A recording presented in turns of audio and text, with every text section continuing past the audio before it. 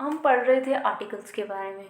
तो आर्टिकल्स हमारे 40 तक लगभग हो चुके थे, जिसके बारे में हमने पढ़ा था लास्ट टाइम।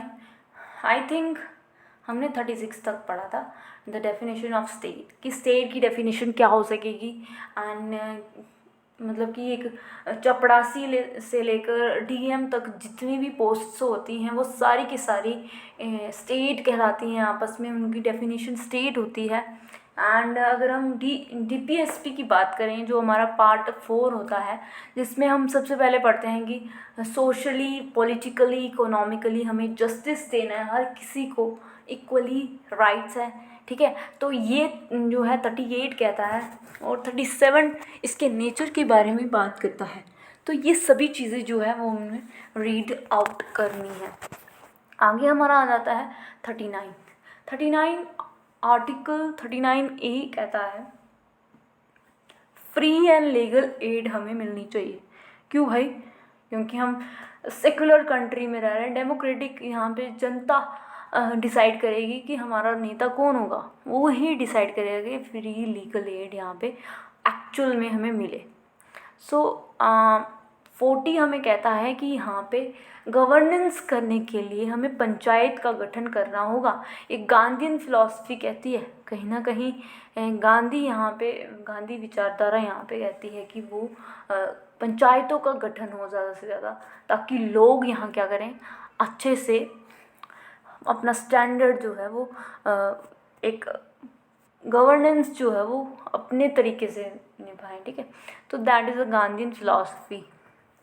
41 कहता है, आर्टिकल 41 कहता है कोई भी डिप्राइव्ड पीपल है, like they can't afford to educated, education लेने में अफोर्ड नहीं कर सकता, है ना। बुज़ुर्ग जो है वो अपनी वेलफेयर के लिए अपने नहीं सोच सकता, उसको असिस्ट करना।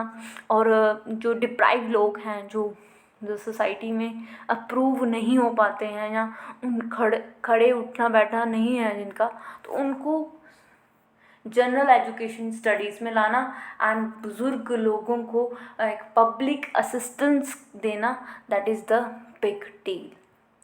So now we're gonna revise article 43।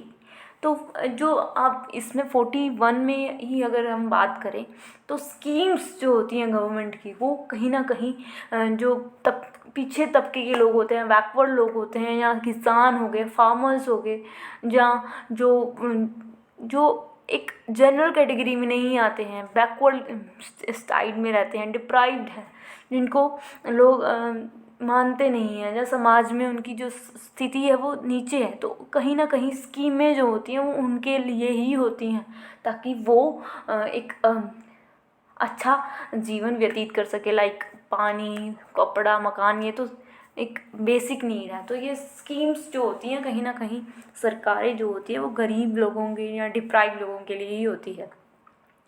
आगे हमारा आता है वेजेस। तो वेजेस ऑफ द लेबर की वेजेस किस तरह से हो, अगर उन्होंने 12 घंटे काम किए तो उनके हिसाब से उनको वेजेस मिलनी चाहिए, ये इस आर्टिकल में कहा गया है।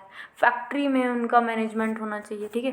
तो फैक्ट्री का मैनेजमेंट जो है वो लेबर के पास भी होना चाहिए। लेबर वहाँ पे काम कर रही है तो उसका जो मैनेजमेंट जो कर रहा है वो कोई और है, जो काम भी नहीं करता, उसको पता भी नहीं है किस तरह से यहाँ का मैनेजमेंट होता है। तो कहीं ना कहीं लेबर को ये शक्ति होनी चाहिए।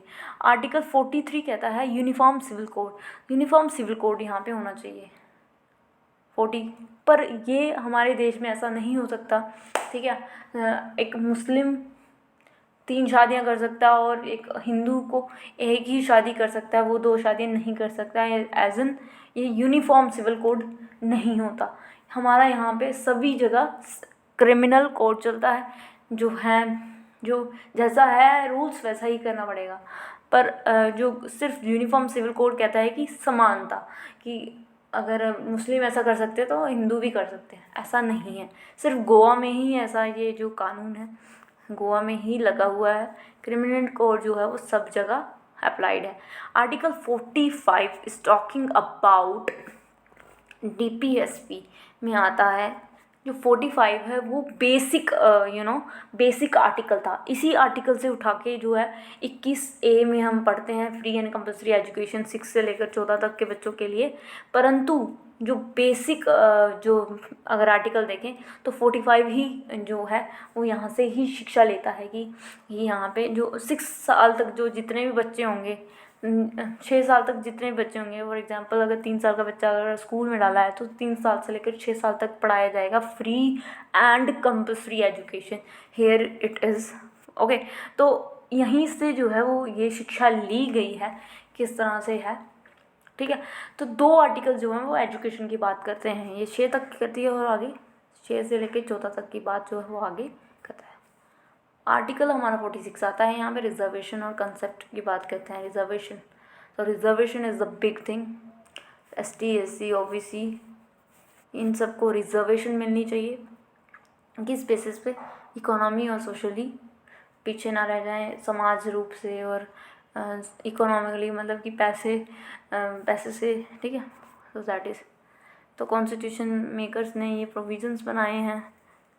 और 47 कहता है कि मादक पदार्थ जो होते हैं, जो ड्रग्स वगैरह होते हैं, लीकर्स होते हैं जो, है ना, वो उनको बंद होना चाहिए, उसको रोको और अपने लिविंग स्टैंडर्ड को बढ़ाओ, ज़्यादा से ज़्यादा अच्छे लोगों। इसी का कारण है, यही आर्टिकल जो है वो अप्लाई होता है बिहार में शराबबंदी का। तो 47 आर्टिकल ये कहता है कि लीकर का जो प्रावधान है वो रोकना चाहिए। कहीं ना कहीं बिहार में इस आर्टिकल का यूज़ किया गया है, तो हमने इसकी बात की। अगर हम 48 की बात करें तो गोवध नहीं होना चाहिए। जो गो की जो स्लॉटरिंग की जाती है, एनिमल ब्रीड को अच्छा से अच्छा बनाएं, गौ संरक्षण के लिए बहुत सारी योजनाएं सरकार लाती है। इस तरह से जो है उस ये गो को रोकने के लिए, क्योंकि जो गो ब्रीड है वो हमारे इंडियन की जो है वो एक कल्चर है, उसको ख़त्म नहीं होने देना, ताकि उसके लिए वो बरकरार रहे, वो जो कल्चर है वो अच्छा रहे। इसीलिए जो है जो आर्टिकल 48 मेनली गो के बारे में बताता है कि गौ की स्लॉटरिंग नहीं होनी चाहिए, एनिमल्स की ब्रीड को अच्छे से अच्छा बनाएं, उसके लिए योजनाएं लॉन्च करें। सरकार को ये चाहिए कि बहुत सारा काम करे गो के लिए। तो 49 आर्टिकल कहता है मॉन्यूमेंट को प्रोटेक्ट करके रखना है। कोई भी मॉन्यूमेंट्स अगर हमारे पूर्वजों ने बनाया है, for example statue of unity हो गया, विवेकानंद की यूनिटी स्टैच्यू हो गई, स्टैच्यू ऑफ पता नहीं क्या है, लिबर्टी है, आई डोंट नो।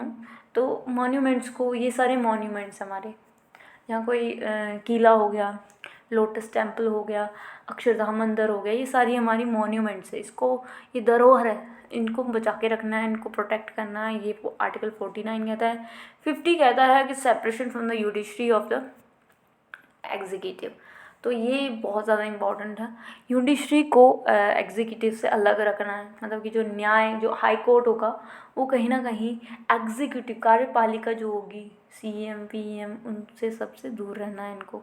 यहाँ पे कोई इनका जो हस्तक्षेप नहीं होने वाला। 51 is talking about foreign policy, ठीक है। तो 51 कहता है कि कहीं ना कहीं हमें जो इंटरनेशनल रिलेशंस हम पढ़ते हैं, ठीक है, तो किस तरह से जो अमेरिका के रिलेशन इंडिया के साथ है, अमेरिका के रिलेशन रशिया के साथ किस तरह से हमें लिबरल रहना है, बीच की जो स्थिति है वो इंडिया अपनाता है हमेशा। तो ये सभी चीज़ें फॉरेन पॉलिसीज़ में आती हैं। कितना ट्रेड होगा, कितने लोगों से हम दो पक्षीय वार्ता करते हैं, बायलैटरल जो है डिफेंस से रिलेटेड हम जो एक्सरसाइजेस करते हैं, वो सारी फॉरेन पॉलिसीज़ के अंदर आती हैं। Article 51 is talking about the promotion of the industrializations, and many of things are talking about, like all the peoples are doing like this. So 51 is talking about the international relations or policies, what are the how we are maintaining peace between two countries and how the cooperation is there. India is always no attacking policies को अपनाता है ना। कहता है कि हम कोई attack नहीं करेंगे, अगर कोई हम पे पहले अटैक करेगा then we will go for attack, okay. So that is the no attack policy. अब यहाँ से जो है वो फंडामेंटल ड्यूटीज़ की बात करता है ये फंडामेंटल ड्यूटीज़ 86th अमेंडमेंट हुई थी हमारे देश में, ठीक है, उससे जुड़ा था 11th ड्यूटी। तो फंडामेंटल ड्यूटीज़ में बताया गया है कि 10 ड्यूटीज़ थी। अब इसको अमेंड करते हुए 11वां जो है वो अमेंडमेंट किया गया। पार्ट 5 कहता है राष्ट्रपति होगा हमारे देश में, एक राष्ट्रपति होगा, ठीक है, भारत का एक राष्ट्रपति होगा, जिसमें 52 में इसकी बातचीत की गई है और 53 में इसकी कार्यपालिका की पावर दी होगी। जो है पावर किसको दी गई है, let's take. So guys we are continuing with this articles of राष्ट्रपति। तो अब यहाँ 52 से लेकर राष्ट्रपति के जो भी कार्यकाल हैं, किसके क्या संबंध है, कितना कार्यकाल रहेगा, क्या क्या कर सकता है, उसकी क्या शक्तियाँ हैं, वो सारी की सारी इसमें हम 52 से लेकर आने वाले 10 जो आर्टिकल हैं वो राष्ट्रपति के बारे में पढ़ते हैं कि राष्ट्रपति होगा देश का। फिर बोलते हैं कि उसकी पावर होगी, उसके पास पावर है, ठीक है, तो एग्जीक्यूटिव उसको हेल्प कर सकता है। जो भी पीएम, काउंसिल ऑफ मिनिस्टर्स होते हैं, पार्लियामेंट्री होते हैं, वो सारे इनको राष्ट्रपति को हेल्प करने, अगर उसको चाहिए कि ज़रूरत है तो वो कर सकता है। फिर इलेक्शंस किस तरह से होता है, प्रेसिडेंट का इलेक्शन कौन कौन करता है, लोकसभा, राज्यसभा और असेंबली जो होती है वो सब मिलकर राष्ट्रपति का चुनाव करते हैं। मेथड क्या रहने वाला है, किस तरह से जो है ये प्रोसेस है एक तरीके से, ठीक है। तो टर्म कितना रहेगा, 5 साल तक के लिए रहेगा, 56 में बोलता है। 57 कहता है कि किस तरह से री इलेक्शन कर सकता है, कितनी बार बन सकता है प्रेसिडेंट। अब चाहे तो वो 2-3 बार भी बन सकता है, तो उसकी मर्ज़ी है। क्वालिफ़िकेशन क्या रहने वाली है, 35 साल होना ही चाहिए। 59 कहता है कि कंडीशंस क्या रहेंगी प्रेसिडेंट ऑफिस की। कंडीशंस होगी कि पावर्स, ठीक है, क्या क्या कंडीशंस हैं, मतलब कि क्वालिफ़िकेशंस की बात की गई है। ओथ कौन सी लेना है उसने, ठीक है, कब लेना है, क्या लेना है, कब, कौन देता है, कौन दिलवाता है। 60 में 61 is talking about impeachment. For example कुछ गलती हो गई प्रेसिडेंट से, प्रेसिडेंट ही गलती कर रहा है तो उसको महाभियोग पता नहीं, उसको सज़ा मिलने की प्रावधान है, इम्पीचमेंट जो है, ठीक है। अब यहाँ से 63 से स्टार्ट होता है उपराष्ट्रपति। भारत का उपराष्ट्रपति होगा, वाइस प्रेसिडेंट होगा, जो राज्यसभा का चेयरमैन भी होता है। 64 में ये लिखा है। 66 में लिखा है कि वाइस प्रेसिडेंट को कौन इलेक्ट कौन करता है, लोकसभा, राज्यसभा, असेंबली मिलकर राष्ट्रपति का चुनाव करती है। और जितने भी पार्लियामेंट्रीज हैं वो सारे वोट देते हैं, फिर जाके वाइस प्रेसिडेंट को इलेक्ट करते हैं। आगे अगर हम बढ़े हैं तो आगे का पेज हमारा कहाँ गया, 66 वाला। आगे बढ़ें तो 72 की बात करें तो राष्ट्रपति को पावर है कि वो किसी भी क्रिमिनल को क्षमा करने की शक्ति रखता है। वो अगर फांसी लग रहा है तो उसको हटाना, या उसको अगर चाहता है कि इसको सज़ा ना मिले, कम मिले, ज़्यादा मिले, जितनी मिले, वो सारी की सारी शक्ति किसके पास है, प्रेसिडेंट के पास होती है। 72 आर्टिकल्स हमें ये कहता है। 74 इज़ टॉकिंग अबाउट द राष्ट्रपति।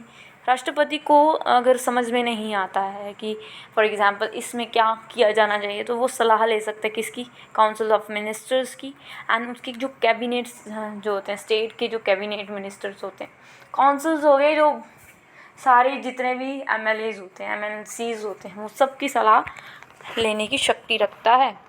75 जो होता है वो होता है काउंसिल ऑफ मिनिस्टर, जो है वो ही बनाएगी PM का अपॉइंटमेंट। अब ये हमें याद रखना है कि PM को इलेक्टेड पोस्ट नहीं है, ये एक अपॉइंटेड पोस्ट है। इसको अपॉइंट किया जाता है, किसी ग्रुप ऑफ पर्सन्स डिसाइड करते हैं कि भाई हमें ये वाला बंदा है जो है वो आगे रखना है, हमें PM बनाना है। तो ये PM की बात रखी गई है कि सबका अपॉइंटमेंट होगा, प्रेसिडेंट का अपॉइंटमेंट और क्या कहते हैं, सॉरी, प्रेसिडेंट को इलेक्ट किया जाता है, वाइस प्रेसिडेंट को इलेक्ट किया जाता है, परंतु जो PM होता है वो ग्रुप ऑफ पर्सन डिसाइड करते हैं कि हमें ये रखना है। 76 is talking about attorney general. हम ये सभी चीज़ें जो है वो एग्जीक्यूटिव की बात कर रहे हैं, जिस तरह से प्रेसिडेंट, वाइस प्रेसिडेंट, फिर हमने पीएम की बात की कि किस तरह से वो इलेक्ट होता है, कौन काउंसिल्स ऑफ मिनिस्टर्स क्या होते हैं, ठीक है। तो ये सारी एग्जीक्यूटिव पार्टीज़ है। एग्जीक्यूटिव मतलब जो कार्य करते हैं, कहीं ना कहीं एक बिग प्लेस रखते हैं, देश के एक कार्य करने वाले लोग होते हैं, ठीक है। अटॉर्नी जनरल हो गया कि वकील। जिस तरह से देश में अटॉर्नी जनरल होता है, उसी तरीके से जो स्टेट में जो वकील होता है सबसे बड़ा, उसको एडवोकेट जनरल कहा जाता है। और जो सेंटर में होता है या पूरी देश को कर रहा होता है तो उसको अटॉर्नी जनरल, एजी कहा जाता है, इंडिया का एजी। तो इस अटॉर्नी जनरल के ये काम है कि वो लीगल एडवाइस दे सकता है किसी भी पीएम को, प्रेसिडेंट को, कहीं, ठीक है। भारत सरकार में जो सरकार है, पीएम की जो सरकार है, कैबिनेट है, काउंसिल है, वो इसको मदद कर सकता है। 77 कहता है business of government of India. तो इंटरनेशनल ट्रीटीज़ हो रही हैं, जो भी हम कोई भी साइन MOU करते हैं, ठीक है। तो जितने भी हम साइंस करते हैं, ट्रेड ट्रीटीज़ करते हैं, फॉर एग्जांपल ये इतना रहेगा, ये वेपन्स खरीदते हैं, तो किसके नाम पे खरीदते हैं? वो राष्ट्रपति के नाम पे खरीदते हैं। जैसे कि हमारी द्रौपदी मुर्मू है, वो उनके नाम पर हम क्या करेंगे, अपना सिग्नेचर करते हैं। यहाँ ही प्रेसिडेंट, प्राइम मिनिस्टर करते होंगे, साइन करते होंगे, पर नाम किसका लेके होता है? प्रेसिडेंट ऑफ इंडिया का। तो 77 जो है बिज़नेस की बात करता है कि राष्ट्रपति के नाम पर ही ट्रीटीज़ होती हैं, बिज़नेस होता है, और किसी के नाम पे नहीं होता। हालांकि एस जयशंकर, फिर हमारे राजनाथ सिंह जाते हैं फॉरेन कंट्रीज़ में, बहुत सारे जो फॉरेन मिनिस्टर्स होते हैं बहुत सारी ट्रीटीज़ साइन करते हैं। और भी अमेरिका में अगर प्रधानमंत्री का जो हो गया दौरा हो गया, साइंस बहुत सारी ट्रीटीज़ की जाती हैं एज एन ट्रेड के माध्यम से, या कोई वेपन्स लेने हों या कोई भी चीज़ करना हो, एज मेन पर एज ट्रेड ही होता है। तो सब चीज़ें जो है वो राष्ट्रपति के नाम पे ही होंगी। तो 78 कहता है कि जो पीएम है, पीएम की ये ड्यूटी बन जाती है कि अगर कोई भी काम किया जा रहा है उसके नाम पे, राष्ट्रपति के नाम पे, तो उसको सूचित किया जाए, टाइम टू टाइम उसको पूरे फंक्शंस बताए जाएं कि हाँ भाई यहाँ पे ये काम हुआ, ये काम हुआ, ये देख लीजिए, ये देख लीजिए। तो सारी कामों की जानकारी जो है 78 कहता है पीएम का काम है कि वो प्रेसिडेंट को बताए। 79 कहता है कि संसद का गठन करना होगा। अब यहाँ से 79 से लेके आगे के जितने आर्टिकल्स होंगे वो सारे लेजिस्लेचर की बात करता है। कहीं ना कहीं हमने जुडिशरी, हमने यहाँ पे अभी तक क्या पढ़ा? एग्जीक्यूटिव पार्टीज़ पढ़ी। अब लेजिस्लेचर की बात करेंगे नेक्स्ट वीडियो में। So stay tune with this.